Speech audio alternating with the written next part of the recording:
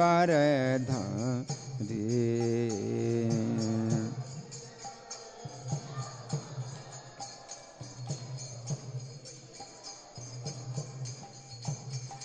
जय गोपी जन वल्लभ जय गिरिवारधारी।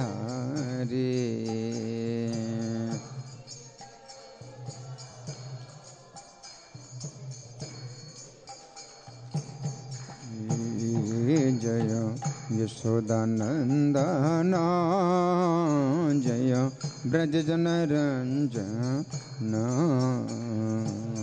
यशोदानंद।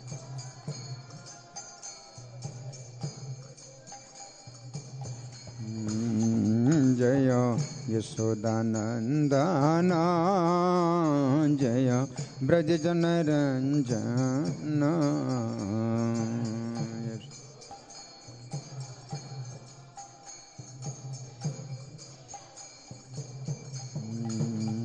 जय यमुना तीरवनचारी जय कुंज बिहारी।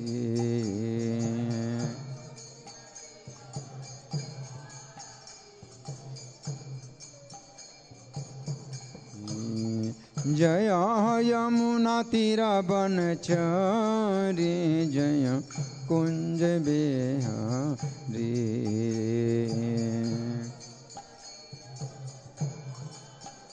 जय हो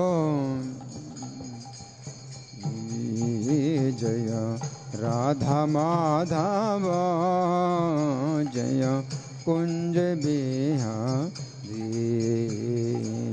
राधा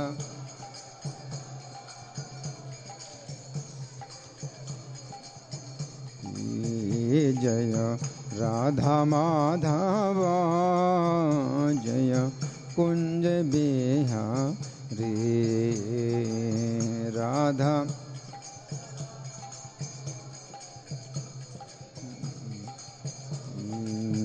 निताय गौर हरे बोल हरे बोल हरे बोल हरे बोल।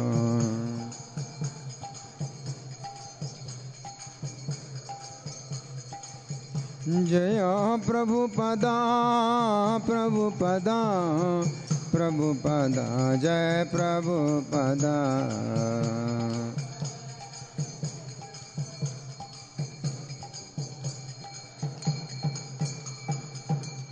सब लोग प्रणाम करें। जय ओम विष्णुपाद परमहंस परिव्राजकाचार्य अष्टोत्तर श्री श्रीमद् डिवाइन ग्रेस अभय चरणारविंद भक्ति वेदांत स्वामी श्रील प्रभुपाद की जय। नेत लीला प्रविष्ट ISKCON founder acharya saviour of the whole world Srila Prabhupada की जय। नामाचार्य हरिदास ठाकुर की जय। प्रेम से कहो श्री कृष्ण चैतन्य प्रभु नित्यानंद श्री अद्वैत गदाधर श्रीवासादि गौर भक्त वृंद की जय। श्री श्री राधा पार्थ सारथी ललिता विशाखा गोप गोपिका श्याम कुंड राधा कुंड गिरि गोवर्धन की जय। श्री श्री गौनिताय की जय। श्री श्री सीताराम लक्ष्मण हनुमान की जय। समवेत भक्त वृंद की जय। अनंत कोटि वैष्णव वृंद की जय।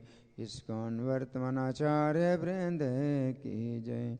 गौर Premanandi all glories to simple devotees, all glories to simple devotees, all glories to simple devotees, all glories to Sri Guru and Gauranga. Om Namo Bhagavate Vasudevaya.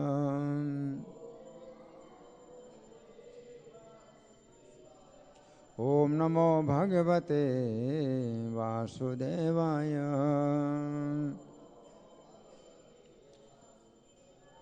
Om Namo Bhagavate Vasudevaya.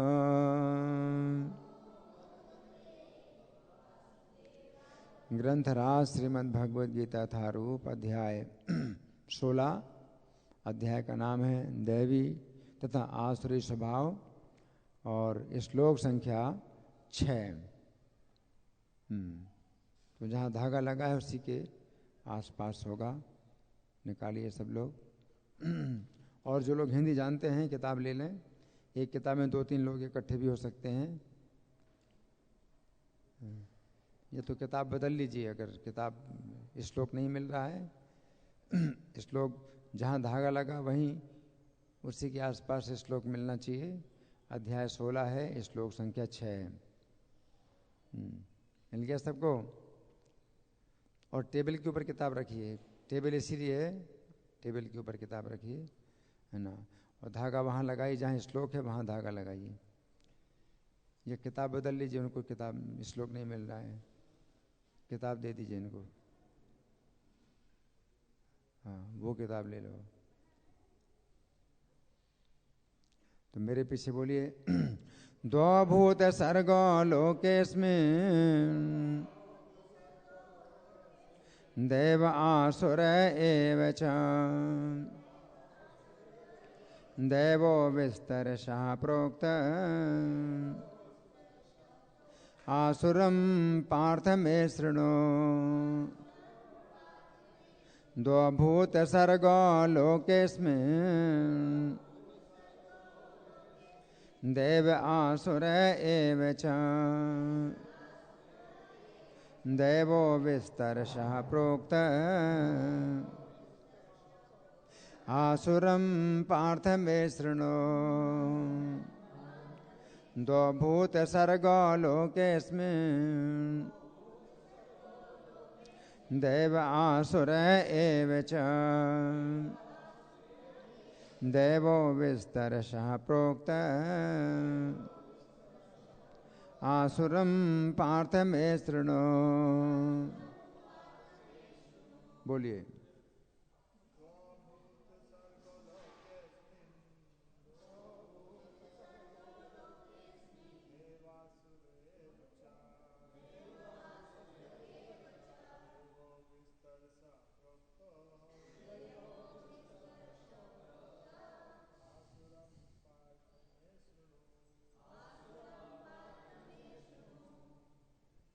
बोलो।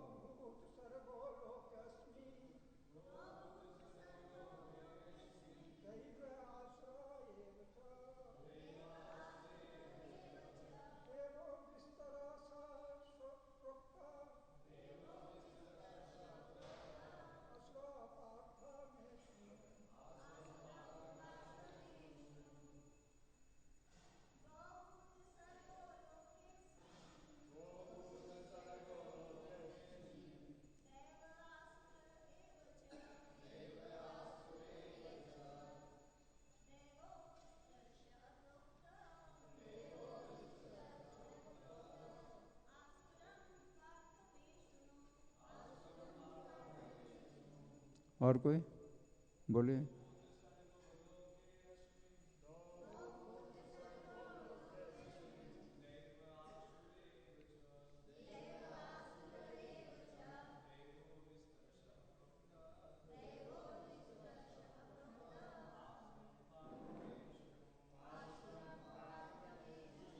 और कोई?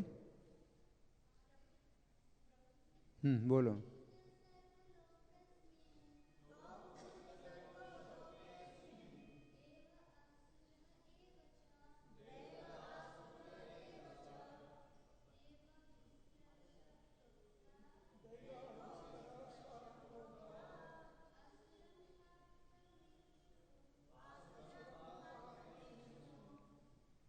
और कोई?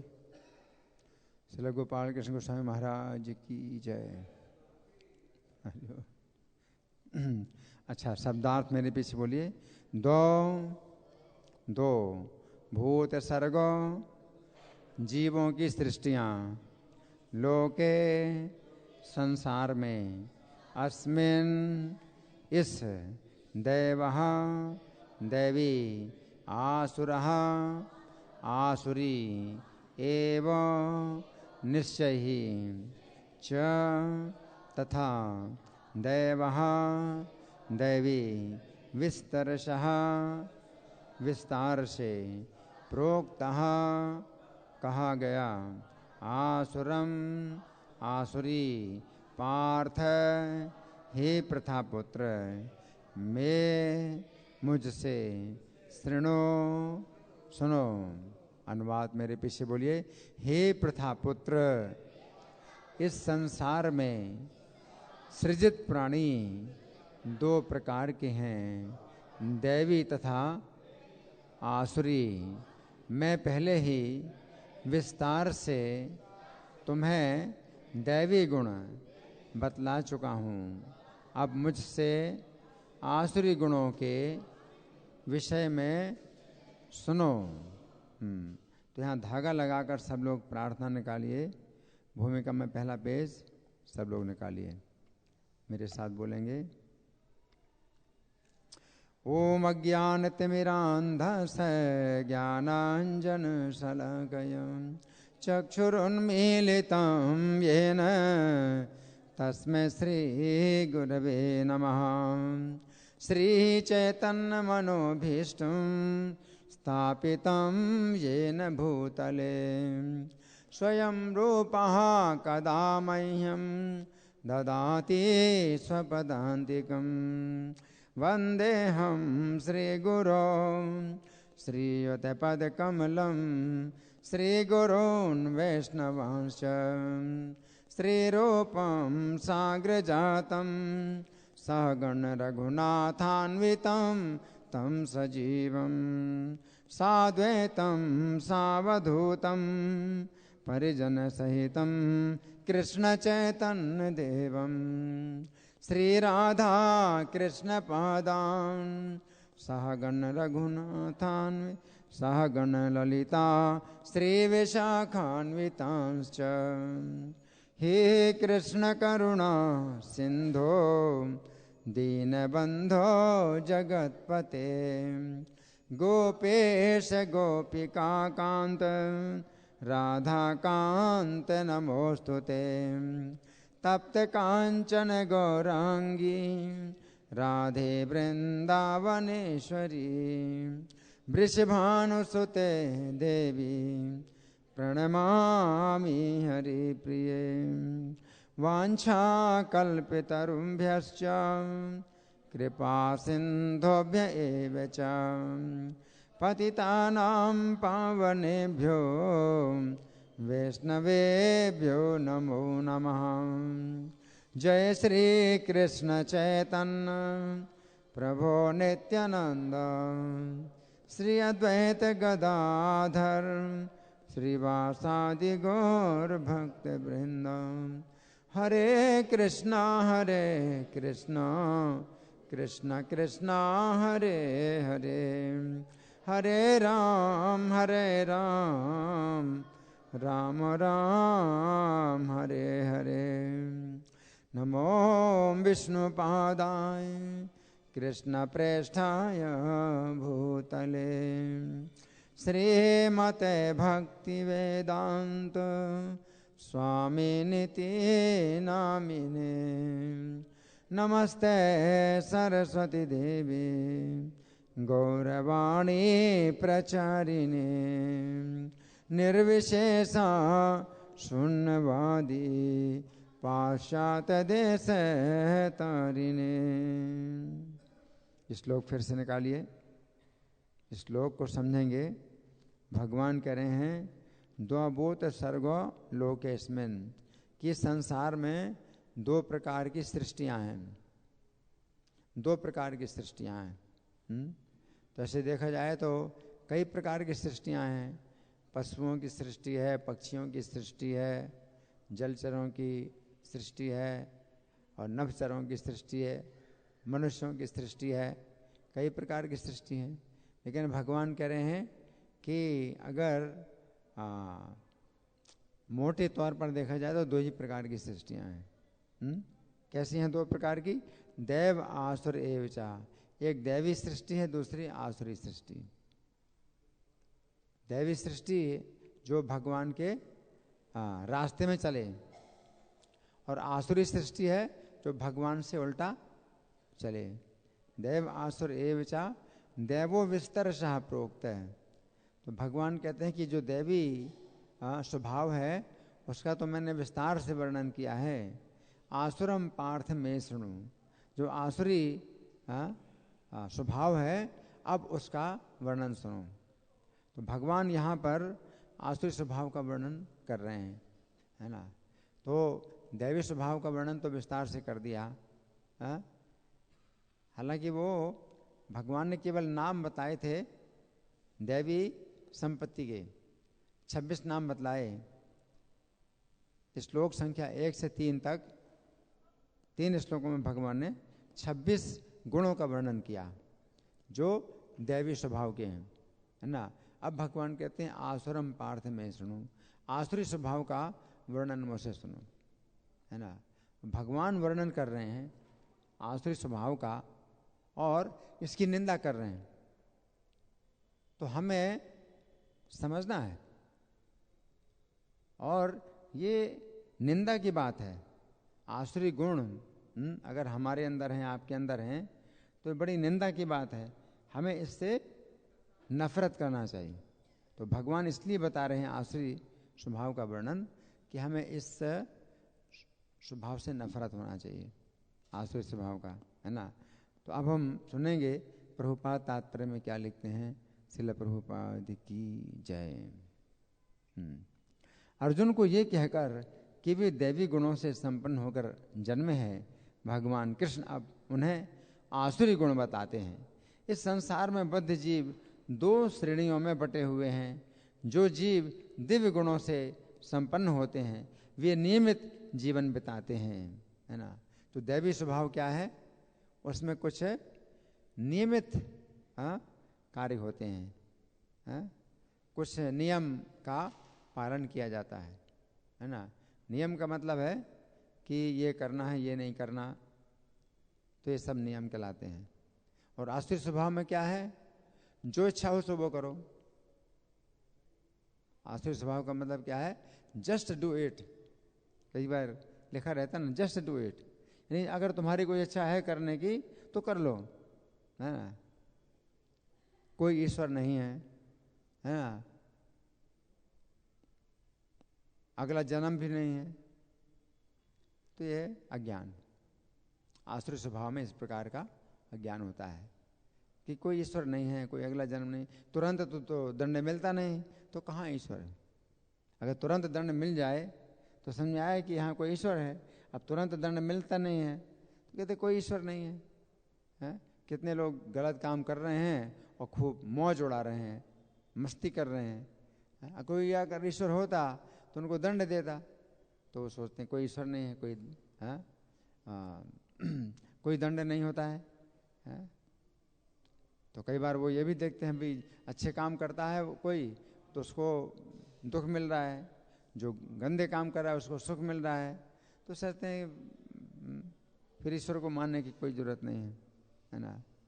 तो यहाँ प्रभुपाद लिख रहे हैं कि जो जीव दिव्य गुणों से संपन्न होते हैं वे नियमित जीवन बिताते हैं, अर्थात वे शास्त्रों तथा विद्वानों द्वारा बताए गए आदेशों का निर्वाह करते हैं, है ना। हमेशा एक एक कदम वो फूंक फूंक के चलते हैं। जो शास्त्र में क्या बताया गया है, आचार्यों ने क्या बताया है, साधु क्या बताते हैं, तो इस प्रकार से जो है वे अपने एक एक कदम का निर्णय करते हैं कि हमें क्या करना क्या नहीं करना, है ना। तो दैवी स्वभाव है। आगे प्रभुपाद लिखते हैं मनुष्य को चाहिए कि प्रामाणिक शास्त्रों के अनुसार ही कर्तव्य निभाए। ये प्रकृति दैवी कहलाती है। जो शास्त्र विहित विधानों को नहीं मानता और अपनी सनक के अनुसार कार्य करता रहता है वो आसुरी कहलाता है ना। अगर शास्त्रों में कोई बात लिखी भी है तो क्या सोचते हैं कि शास्त्रों का कोई महत्व नहीं है, शास्त्रों की कोई आवश्यकता नहीं है ना। वो क्या सोचते हैं, आपके मन में जो आता है तो करो, जो आपकी इच्छा है सो करो। और उनका नारा क्या है, यत मत तत्पथ। जो तुम्हारा मत है वही रास्ता है, और सबका अपना अपना मत है। तो सबके अपने अपने रास्ते हैं, है ना। तो आपका मत है कि शराब पीने में शांति मिलती है तो शराब पियो, है। आपका मत है व्यभिचार करने में शांति मिलती, व्यभिचार करो। आपका मत है जुआ खेलने में शांति मिलती तो जुआ खेलो। जो मत हो वैसा करो, यत मत तत्पर, है ना। अंग्रेजी में क्या बोलते हैं, where is will there is way. जो तुम्हारी इच्छा हो वही रास्ता, वही करो, है ना।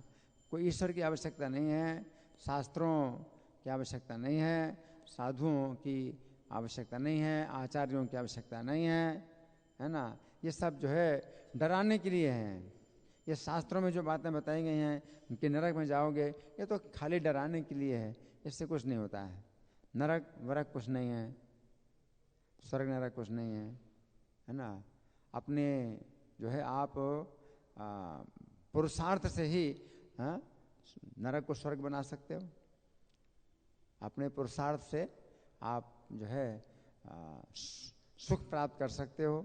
अपने पुरुषार्थ से आप दुखों को दूर कर सकते हो। अपने पुरुषार्थ से आप सबके ऊपर अपना प्रभाव जमा सकते हो। तो अपना ही पुरुषार्थ है, अपना ही शक्ति है। और क्या कहते हैं, माइट इज राइट, हिंदी में क्या बोलेंगे, जिसकी लाठी उसकी भैंस। तो ये जो है असुरों के ये जो है सिद्धांत हैं। तो यहाँ प्रभुपाद लिख रहे हैं कि जो अपनी सनक के अनुसार कार्य करता रहता है वो आसुरी कहलाता है। शास्त्र के विधि विधानों के प्रति आज्ञा भाव ही एकमात्र कसौटी है, अन्य नहीं। अगर आप दैवी गुणों को चाहते हैं तो एकमात्र कसौटी क्या है कि आप क्या करें, शास्त्र के विधि विधानों के अनुसार कार्य करिए। एकमात्र कसौटी ये है।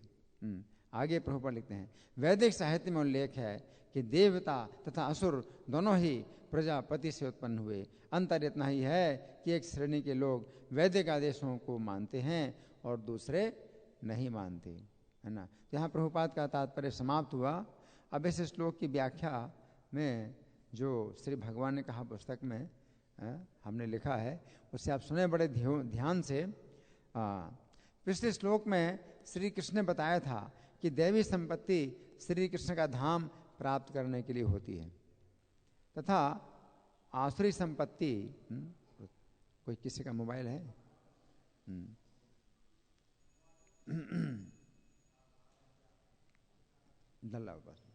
तथा आसुरी संपत्ति माया की सेवा प्राप्त करने के लिए होती है।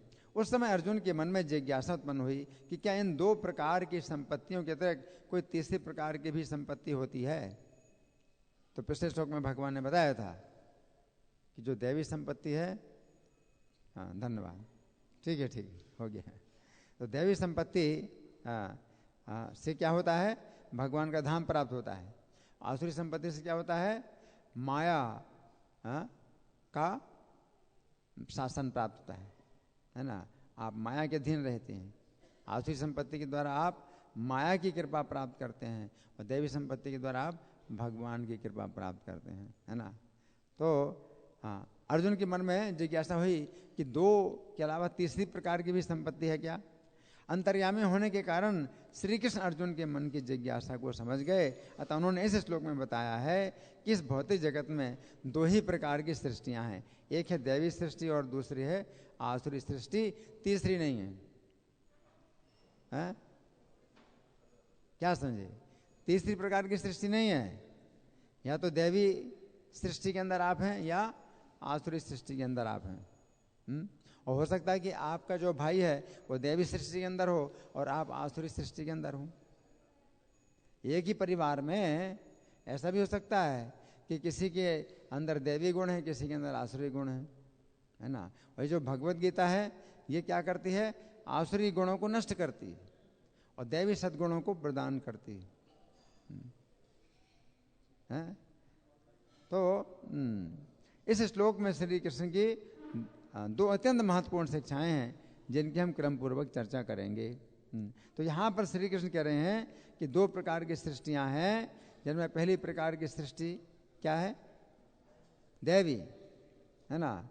तो यहाँ पर श्री कृष्ण कह रहे हैं कि दो प्रकार की सृष्टि में से पहली प्रकार की सृष्टि दैवी है। गीता 9:13 में श्री कृष्ण कहते हैं कि जो महात्मा लोग हैं वे दैवी प्रकृति के आश्रित होते हैं। जो महात्मा लोग हैं वे दैवी प्रकृति के आश्रित होते हैं। दैवी प्रकृति के द्वारा उन्हें ये ज्ञान प्राप्त होता है कि श्री कृष्ण सभी प्राणियों के आदि कारण हैं। दैवी प्रकृति उनको ये ज्ञान प्रदान करती है कि श्री कृष्ण ही सभी प्राणियों के आदि कारण हैं और अविनाशी हैं। दैवी प्रकृति के द्वारा व्यक्ति दो बातों को पूरी तरह से समझ सकता है। पहली बात तो यह है कि श्री कृष्ण ही प्रत्येक जीव के आदि कारण हैं। कृष्ण ही प्रत्येक जीव के पिता हैं, आदि कारण है। और दूसरी बात यह भी है कि श्री कृष्ण अविनाशी हैं। अव्यय का अर्थ है कि श्री कृष्ण से सभी जीव निकलते हैं, परंतु श्री कृष्ण में कुछ भी कमी नहीं आती। ये दैवी संपत्ति से दो बातें आपको पता चलेंगी। पहली बात है कि हम सब कृष्ण के ही संतान हैं, अंश हैं, हम उनके सेवक हैं। और दूसरी बात यह कि कृष्ण अविनाशी हैं, ये अविनाशी पिता हैं हमारे। इस भौतिक संसार में नहीं होता, जो पिता होता है अविनाशी तो नहीं होता है। तो पिता आगे चल कर के बूढ़ा होगा, मरेगा, और लड़का भी आगे चल के बड़ा होगा, जवान होगा। तो आसुरी संपत्ति में लोग क्या सोचते हैं कि ऐसे भगवान भी बूढ़े हो गए या हो जाएंगे बूढ़े, या भगवान मर गए या भगवान आगे चल के मर जाएंगे। तो आसुरी संपत्ति में ये अज्ञान मिलता है। लेकिन दैवी संपत्ति में क्या ज्ञान रहता है कि भगवान पिता हैं लेकिन अविनाशी पिता है। इस भौतिक संसार में कोई भी पिता अविनाशी नहीं होता है ना। बच्चों को अगर पैदा करता है तो फिर आगे चल के बूढ़ा भी होता है, आगे चल के उसकी मृत्यु भी होती है ना। तो इतना ही पर्याप्त नहीं है कि समझें कि भगवान हमारे पिता हैं, सबके पिता हैं, बल्कि अविनाशी पिता हैं, अविनाशी पिता हैं और हम उनके अविनाशी संतान हैं। वे अविनाशी पिता हैं। ये बात दैवी प्रकृति के द्वारा ही समझी जा सकती है। आसुरी प्रकृति के द्वारा ये तर्क उठता है कि यदि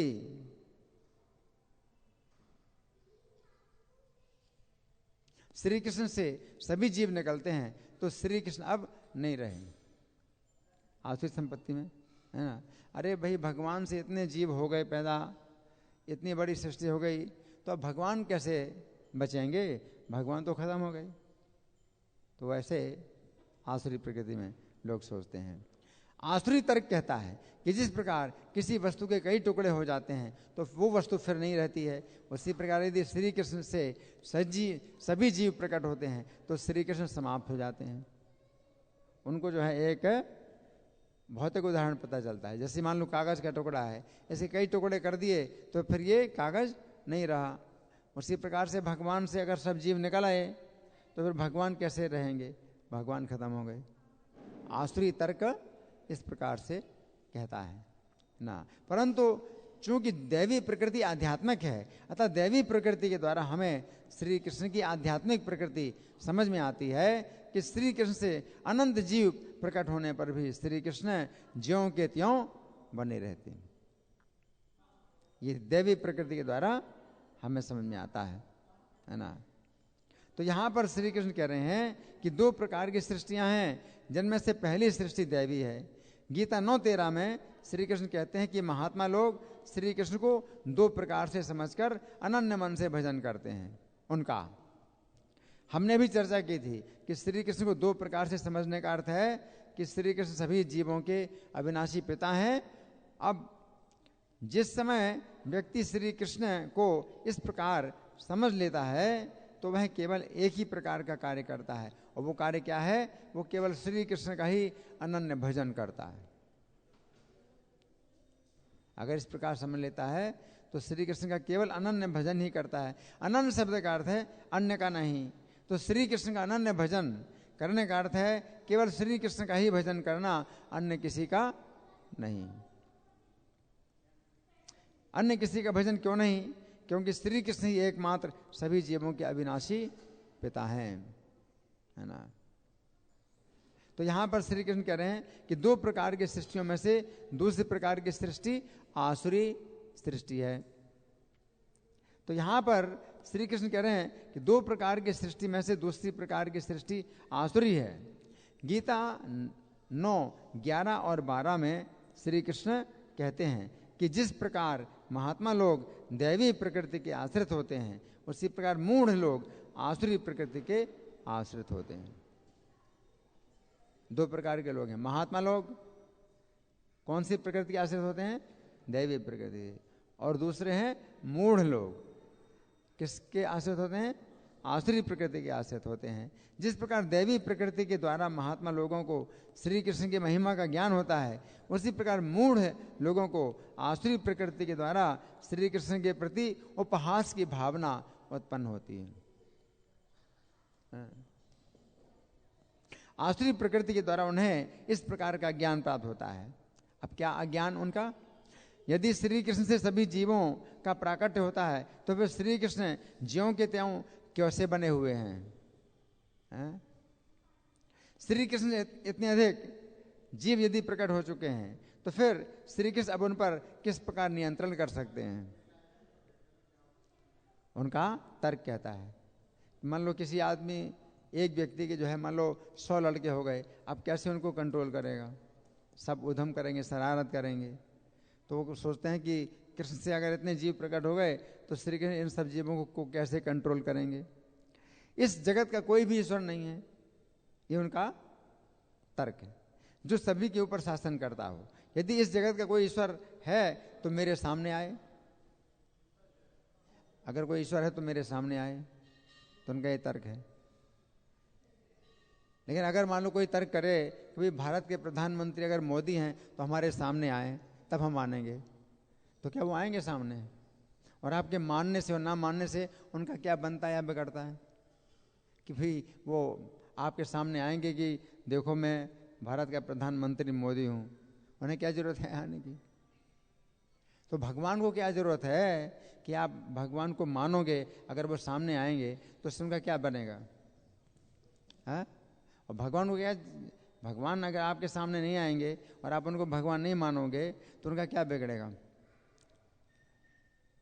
तो ऐसे मूर्ख लोग जो है तर्क करते हैं कि अगर इस जगत का कोई ईश्वर है तो मेरे सामने आए, यदि इस जगत का कोई ईश्वर है तो वो निराकार है। ये भी आसुरी अज्ञान है ना। यदि कोई इस जगत का ईश्वर है तो वो निराकार है, उसमें शासन करने की कोई शक्ति नहीं है। तो यहां पर श्री कृष्ण कह रहे हैं कि दो प्रकार की सृष्टि में से दूसरे प्रकार की सृष्टि आसुरी है ना। इस श्लोक की दूसरी पंक्ति के शब्द हैं दैवो विस्तार सह प्रोक्त आसुरम पार्थ में शुणु, अर्थात हे पार्थ, दैवी स्वभाव का वर्णन तो विस्तार पूर्वक किया गया है, अब आसुरी स्वभाव का वर्णन तुम मुझसे सुनो। तो यहाँ पर श्री कृष्ण कह रहे हैं कि दैवी स्वभाव का वर्णन तो विस्तार पूर्वक किया गया है। ये समझने की बात है कि अभी तक श्री कृष्ण ने अर्जुन को जितनी भी शिक्षाएं दी हैं उनमें से अधिक ऐसी ही शिक्षाएं हैं जिनमें श्री कृष्ण ने बताया है कि महात्मा लोग किस प्रकार श्री कृष्ण की शरण लेकर श्री कृष्ण के धाम में जाते हैं। गीता में जगह जगह भगवान ने बताया।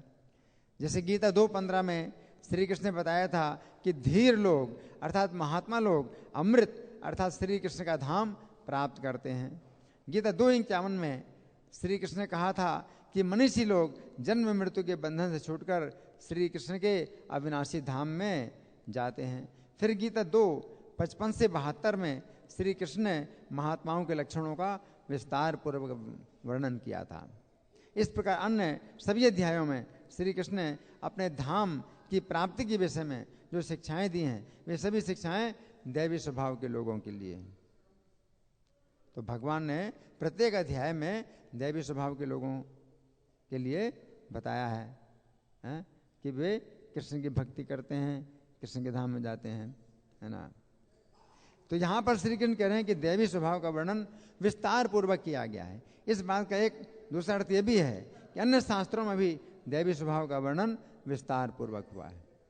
दूसरे शास्त्रों में भी वर्णन हुआ है ना।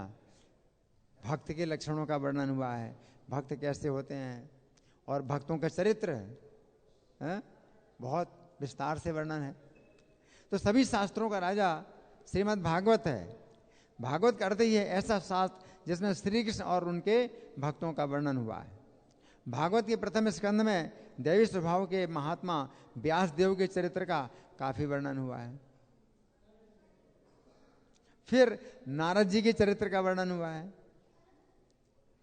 फिर दैवी स्वभाव वाली कुंती देवी की प्रार्थनाओं का वर्णन है। फिर दैवी स्वभाव के भीष्म देव की स्तुति का वर्णन है। फिर दैवी स्वभाव के राजा परीक्षित के चरित्र का विस्तार पूर्वक वर्णन है। वास्तव में तो संपूर्ण भागवत राजा परीक्षित और श्रील सुखदेव गोस्वामी के बीच में हुआ संवाद ही है, तथा राजा परीक्षित और श्रील सुखदेव गोस्वामी दोनों ही दैवी स्वभाव के हैं। तो यहाँ पर श्री कृष्ण कह रहे हैं कि दैवी स्वभाव का वर्णन तो सभी शास्त्रों में विस्तार पूर्वक हुआ है। तो यहाँ पर श्री कृष्ण कह रहे हैं कि अर्जुन अब श्री कृष्ण से आसुरी स्वभाव का वर्णन सुने। तो यहाँ पर श्री कृष्ण अर्जुन के लिए पार्थ शब्द का प्रयोग कर रहे हैं। कौन से शब्द का प्रयोग कर रहे हैं अर्जुन के लिए? पार्थ। पार्थ कहकर के भगवान अर्जुन से कहना चाहते हैं कि तुम हे अर्जुन, तुम कुंती देवी के पुत्र हो तथा कुंती देवी का एक नाम प्रथा है, इसलिए प्रथा के पुत्र होने के कारण तुम्हें पार्थ कहा जाता है। क्योंकि कुंती देवी दैवी स्वभाव की हैं और उन्होंने तुम्हें बचपन से ही दैवी स्वभाव की शिक्षा दी है, इसलिए तुम्हारा स्वभाव दैवी है। इसमें कोई आश्चर्य की बात नहीं है। कुंती के पुत्र हो तो तुम्हारा स्वभाव दैवी है। अब मैं जिस आसुरी स्वभाव का वर्णन करने वाला हूं वैसा स्वभाव तुम अपना मत समझना। भगवान ये बता रहे हैं कि अपना स्वभाव नहीं समझना। तो इसलिए पिछले श्लोक में भगवान ने कह दिया कि चिंता मत करो, तुम्हारा स्वभाव दैवी है ना। ये आसुरी स्वभाव उन लोगों का है जो तुम्हारी तरह मेरी शरण नहीं लेते हैं। जो मूढ़ लोग शास्त्रों, साधु तथा आचार्यों का अनुसरण नहीं करते हैं वे लोग ही आसुरी स्वभाव के होते हैं। तो यहां पर श्री कृष्ण कह रहे हैं कि हमें श्री कृष्ण से आसुरी स्वभाव के विषय में सुनना चाहिए। भगवान क्या कह रहे हैं?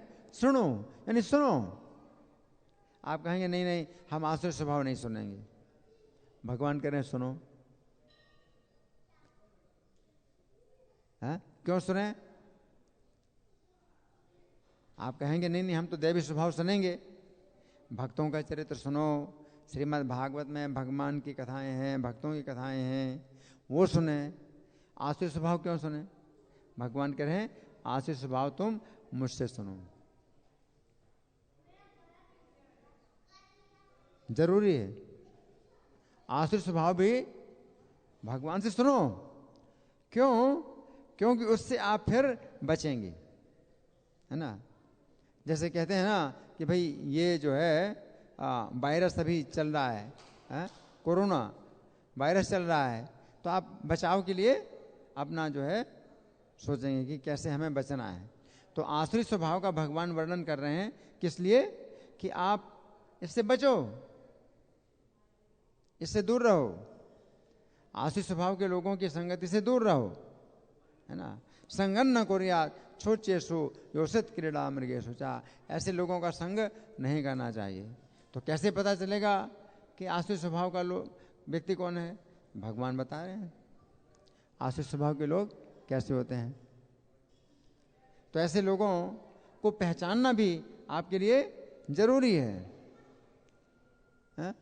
अगर आप कहें नहीं नहीं हम तो भाई सबको अच्छा मानते हैं, हम तो सबको अच्छा मानते हैं, हमारे लिए सब बराबर हैं, हमारे लिए सब कुछ समान है, अज्ञान है। कैसे अज्ञान है? बहुत बड़ा अज्ञान है। दैवी स्वभाव के लोग हैं जो भगवान की तरफ आ रहे हैं, भगवान को प्रिय हैं, और आसुरी स्वभाव के लोग हैं भगवान से दूर जा रहे हैं, भगवान को अप्रिय हैं। फिर आप कैसे कहते हैं कि नहीं नहीं हम तो हमारे लिए सब बराबर हैं? ये क्या है? अज्ञान है। आपको पहचानना है ना। तो यहाँ पर समझने की बात यह है कि श्री कृष्ण को आसुरी स्वभाव प्रिय नहीं है। यदि हम इस दिशा में जाना चाहते हैं तो हमें पहले से समझ लेना चाहिए कि हम श्री कृष्ण से दूर हो जाएंगे। अगर आप कहेंगे मेरे लिए सब बराबर, मेरे लिए कोई अच्छा बुरा नहीं है, सब बराबर, तो आप कृष्ण से दूर हो गए। कृष्ण को फिर आप बिल्कुल भी पसंद नहीं रहे, है ना।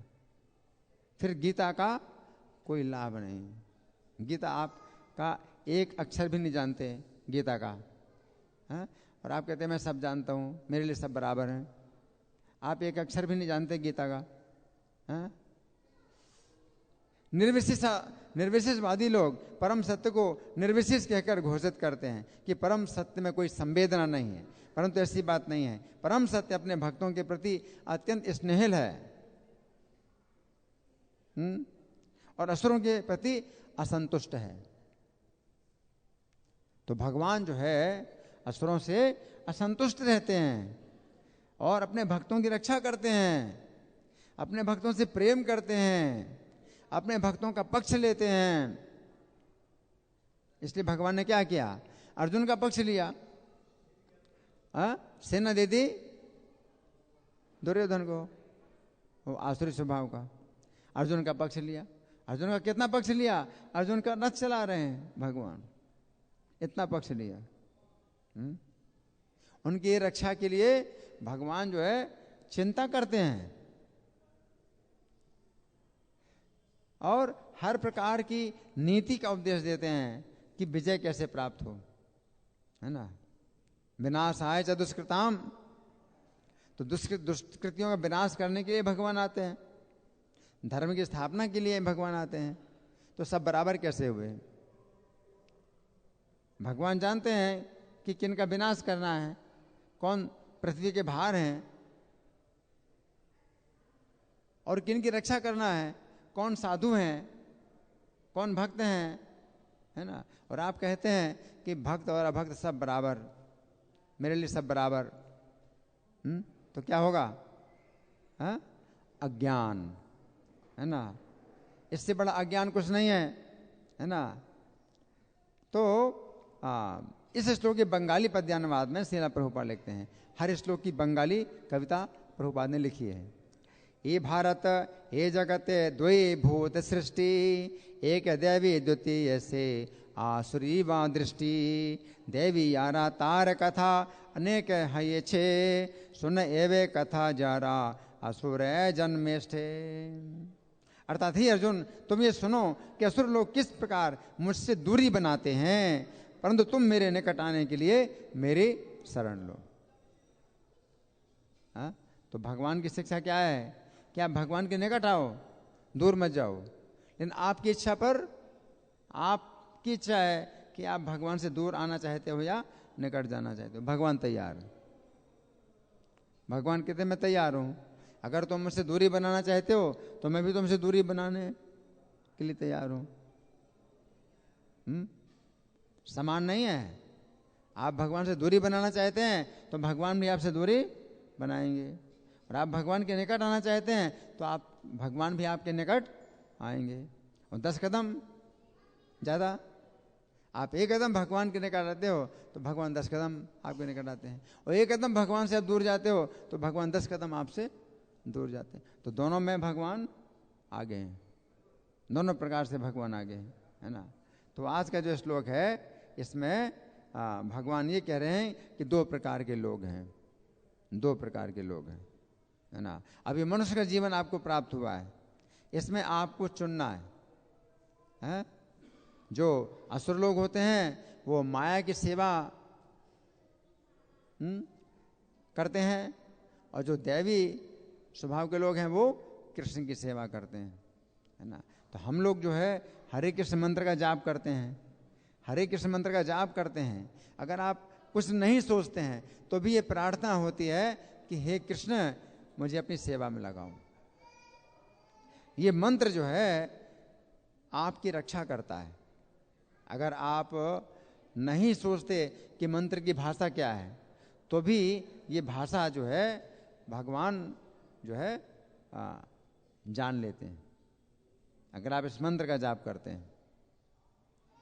ये मंत्र जो है ये भगवान से सेवा मांगने के लिए है कि मुझे अपनी सेवा में लगाओ। और आप अगर भगवान की सेवा नहीं करेंगे तो माया की सेवा में लगे ही हैं, ये आप फ्री नहीं हो सकते हैं, आप मुक्त नहीं हो सकते हैं। अगर कोई व्यक्ति मुक्ति चाहता है कि मुझे माया की सेवा ना करना पड़े, मुक्ति चाहते हैं, लेकिन भक्ति नहीं चाहते कि भगवान की सेवा मिले, तो वो मुक्ति स्थायी नहीं है। आप मुक्ति से गिर जाएंगे और माया की सेवा में लगेंगे।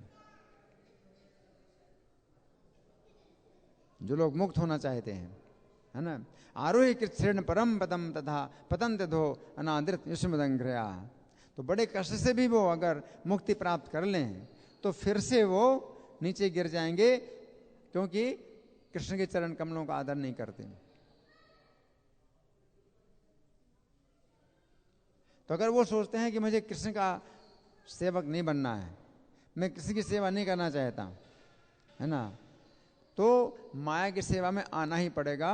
माया जो है बुलाएगी, आइए आइए आइए, आपका स्वागत है, आइए मेरी सेवा करो और मैं तुम्हें खूब लाते मारूंगी और तुमको आश्वासन दूंगी कि हाँ तुम ईश्वर अब बन गए। और लाते ही लाते मारेगी और कहेगी अब तुम ईश्वर जरूर बन जाओगे। तो माया जो है इस तरह से, है ना।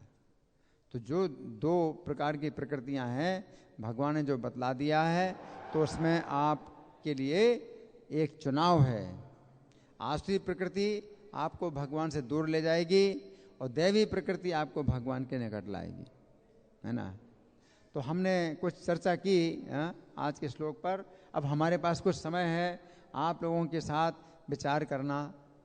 आपका कोई विचार है, कोई चर्चा है, कोई प्रश्न है, या मैं प्रश्न करूं? हाँ जी। हैंड माइक नहीं है? अच्छा, जोर से बोलो जरा। हरे कृष्ण महामंत्र में प्रगाढ़ श्रद्धा कैसे हो? प्रगाढ़ श्रद्धा कैसे हो? अगाध श्रद्धा कैसे हो? हाँ, एक ही मतलब। अगाध श्रद्धा कैसे हो? हरे कृष्ण महामंत्र में अगाध श्रद्धा कैसे हो? देखिए, हरे कृष्ण महामंत्र में इतनी शक्ति है कि अगर आपके अंदर श्रद्धा नहीं है तो भी ये रक्षा कर लेगा। हरे कृष्ण मंत्र में इतनी शक्ति है कि अगर आप में श्रद्धा नहीं है तो भी ये रक्षा कर लेगा, है ना। इसलिए चैतन्य महाप्रभु ने कहा है, नाम नाम कार्य बहुधा निज सर्व शक्ति। आपने अपने नाम में संपूर्ण शक्ति डाल दी और स्मरणे न काल, आपने स्मरण करने का कोई समय नहीं बनाया कि आप के लिए कोई समय नहीं है ऐसा कि भाई इस समय नाम नहीं करना चाहिए। अभी श्रद्धा नहीं है हमारी तो हम नाम जप नहीं करेंगे, जब श्रद्धा होगी तो नाम जप करेंगे। भगवान ने ऐसा नियम नहीं बनाया। आप समझे? आपकी इच्छा नहीं है अभी नाम जप करने की तो अभी नाम नहीं जप करेंगे, अभी दिमाग में बहुत तनाव है इसलिए नाम जप नहीं करेंगे, अभी तो घर में कुछ दुर्घटना हो गई है इसलिए नाम जप नहीं करेंगे, किसी का मरण हो गया है तो नाम जप नहीं करेंगे, या कोई खुशी की घटना बहुत हो गई है अभी तो खुशी का समय है तो नाम जप नहीं करेंगे। तो ऐसे कई आपने नियम बना लेते हैं, है ना। अशुद्ध स्थान है इसलिए नाम जप नहीं करेंगे, अभी मन में बड़े अशुद्ध विचार आ रहे हैं इसलिए नाम जप नहीं करेंगे। तो ये सब जो है आप अपने नियम बनाते हैं, है ना। है? तो भगवान ने तो नियम नहीं बनाया ऐसा, आप हर समय नाम लो, है ना। और पवित्र करेगा, ये नाम जो है पवित्र करेगा, लेकिन आप नियम बनाते हैं तो इसको कहते हैं दुर्दैव, दुर्भाग्य। तो दुर्भाग्य आपका ही है कि आप नियम बनाते हैं, है ना। लेकिन भगवान ने हमें सौभाग्य दिया कि आप हर समय आप नाम ले सकते हैं, तो आप नाम लीजिए। हैं?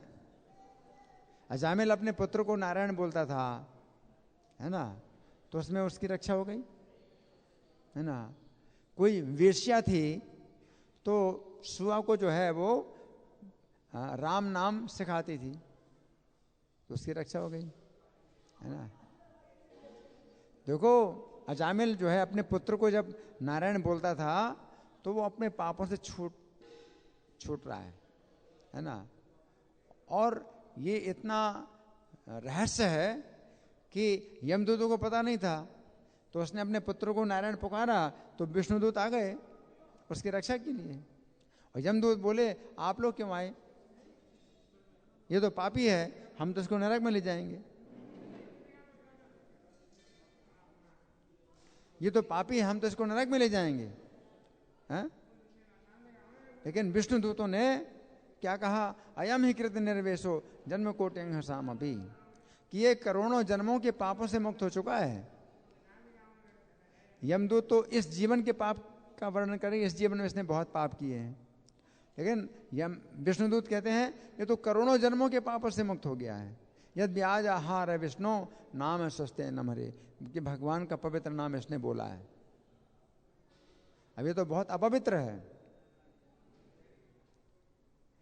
इसलिए ये कोई कारण नहीं है कि आप कहें हम तो बहुत पापी हैं, हम तो जो है नाम जप नहीं करेंगे, ये कोई कारण होता नहीं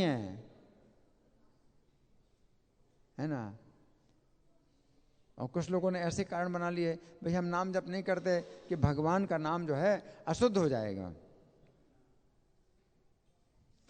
भगवान का नाम बहुत पवित्र है और हम तो बहुत अपवित्र हैं, तो हम नाम लेंगे तो भगवान का जो पवित्र नाम है अशुद्ध हो जाएगा, इसलिए हम नाम नहीं जप करते हैं।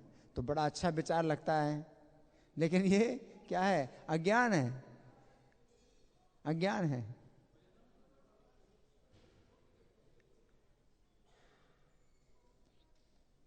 तो नाम में मतलब इतनी शक्ति है कि श्रद्धा हो या श्रद्धा ना हो आप नाम जप करिए।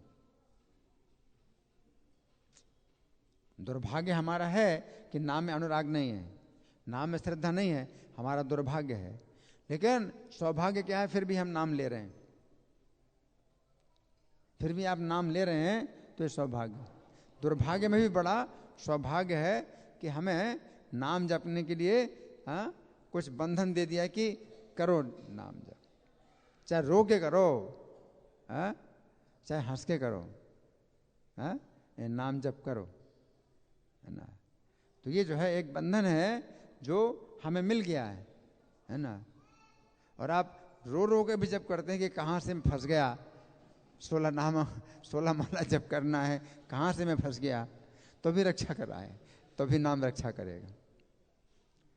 नाम में इतनी शक्ति है। आपको भार लगता है 16 माला जप करना, बड़ा भार है, हमें भार लगता है, बड़ी मुश्किल से 16 माला अभी कुछ देर पहले ही पूरी कर पाए, बड़ा मुश्किल से कर पाए।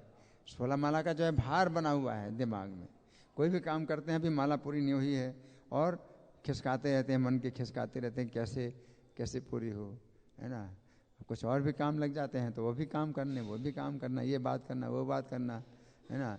16 माला कैसे पूरी हो, ये भी दिमाग में चिंता बनी हुई है।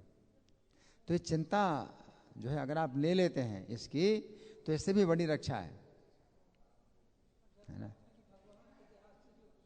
है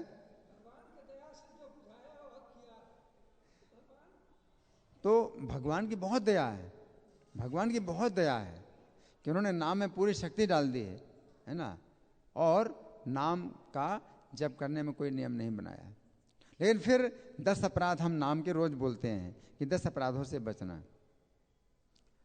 पापों की तो कोई बात ही नहीं, कितने भी पापी हों, है ना, नाम के द्वारा पापों से मुक्त हो जाते हैं। अगर आप अपराध करते हैं तो उससे नाम की शक्ति घट जाती, अपराध से नाम की शक्ति घट जाती है। अपराधों से बचना, ठीक है ना। और कोई प्रश्न किसी का? आपका एक सेकंड, और किसी का प्रश्न है? नहीं तो इनका प्रश्न, ठीक है, आप हैं बोलिए। 10 अपराध हम लोग रोज लेते हैं, मतलब बोलते हैं। यहाँ नियम है 10 अपराध हम लोग रोज बोलते हैं, और मैं ही बोलता हूँ, माइक पर बोलता हूँ। तो 10 अपराध जब आप बोलते हैं तो कुछ आप समझ पाते हैं, कुछ नहीं समझ पाते हैं, तो भी आपके मन में ये विचार आता है कि मुझसे 10 अपराध ना हो, और जान करके और अनजाने में भी ना हो। 10 अपराधों से बचाओ, और नाम प्रभु से भी आप प्रार्थना करो कि मुझे अपराधों से बचाओ। तो नाम में वो भी शक्ति है, नाम में वो भी शक्ति है कि आपको अपराधों से बचाएगा, है ना। तो आप नाम को भार समझते हैं तो भी नाम अपराध नहीं मानता। हाँ जी, जोर से बोलो, थोड़ा माइक नहीं है।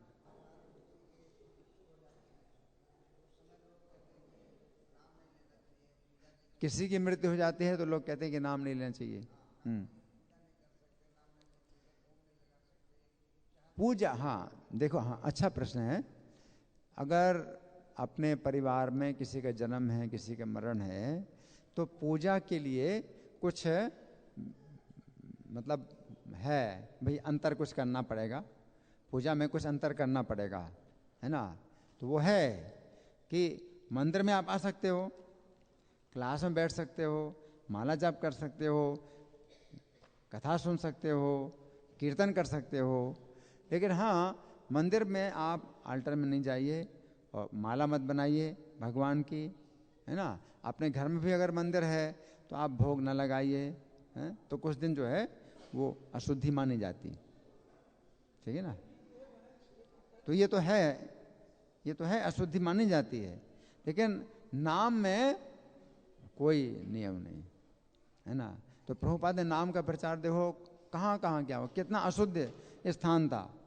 अमेरिका में प्रभुपाद गए, न्यूयॉर्क में गए, न्यूयॉर्क में भी बावरी का स्थान गए जहाँ व्यभिचार, मांसाहार, जुआ, नशा सब हो रहा है, वहीं पर ही प्रभुपाद ने अपना स्थान बनाया, है ना। हिप्पियों को जो है नाम सिखाया, और प्रभुपाद ने अगर कहा होता कि तुम लोग जुआ नहीं, मांसाहार नहीं, नशा नहीं, ये सब छोड़ो, मांसाहार, व्यभिचार, जुआ, नशा छोड़ो, तो वो क्या कहते, आप अमेरिका छोड़ो।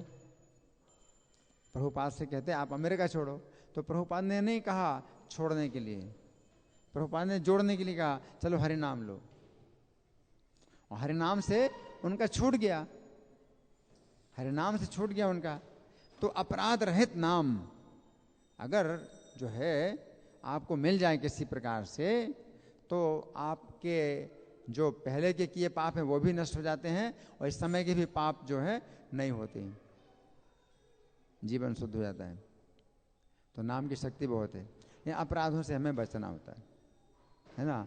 वैष्णवों की निंदा, है ना, तो पहला अपराध वैष्णवों की निंदा, है ना, तो इससे हमें बचना है ना। और हमारे अंदर शक्ति नहीं है बचने की, हम बच नहीं सकते।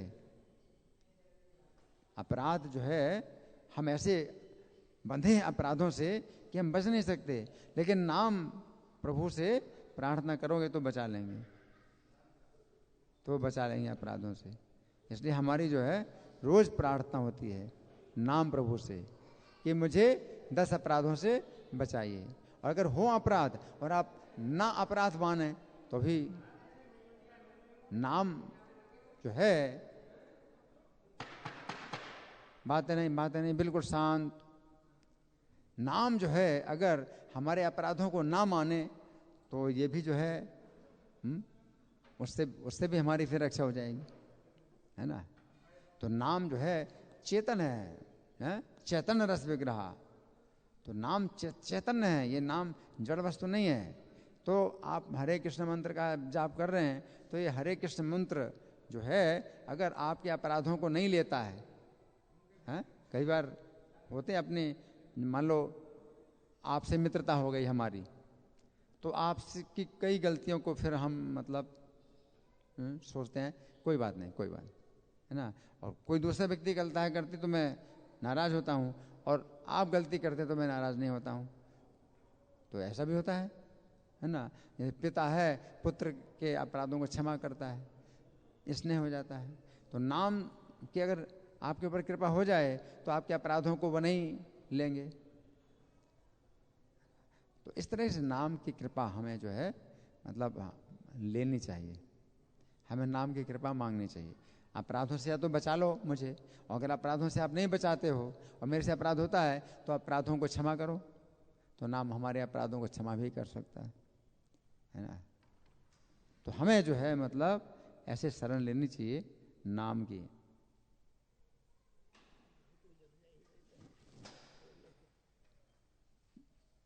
तो नाम की अगर हम शरण ले रहे हैं तो हमारी रक्षा है ना। तो नाम का जो है हमें जाप करना है। तो कुछ नियम बनाइए कि 1 माला रोज करेंगे, 2 माला रोज करेंगे, कुछ नियम बनाइए, है ना। और 10 अपराध अगर आप रोज बोलते हैं तो आपकी चेतना में ये बात रहेगी कि जो है मुझसे अपराध ना हो, है ना, अनजाने में भी अपराध ना हो। तो ये हमारी प्रार्थना होनी चाहिए। धन्यवाद। ग्रंथराज श्रीमद् भगवद गीता की जय, श्रील प्रभुपाद की जय, राधा पार्षार्थी ललिता विशाखा गौर निताई, सीताराम लक्ष्मण हनुमान की जय हो।